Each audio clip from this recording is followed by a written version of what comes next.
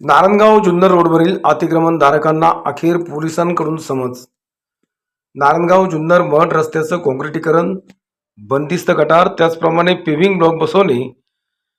हा रस्ता नारायणगाव आठवडे बाजारतळ, खैरे हॉस्पिटल ते बस स्थानक चौक या रस्त्याचे काम अद्याप पूर्ण झाले नाही।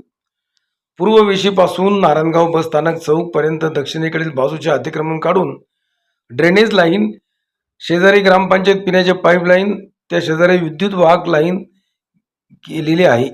अद्याप काम अपूर्ण असले तरी विद्युत, गटार आणि पाण्याच्या लाईनचे काम पूर्ण झाले आहे। मात्र दुकानदारांनी पुन्हा भराव करून अतिक्रमण करण्याची तयारी सुरू केली आहे।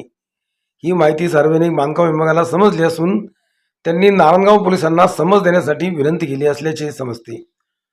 वास्तविक पाहता व्यापाऱ्यांनी स्थानिक लोकप्रतिनिधींबरोबर संवाद साधून रस्त्याचे काम लवकरात लवकर पूर्ण करून घेऊन दुकानात येणाऱ्या जाणाऱ्या ग्राहकांना सुटसुटीत मार्ग उपलब्ध करून द्यायला हवा।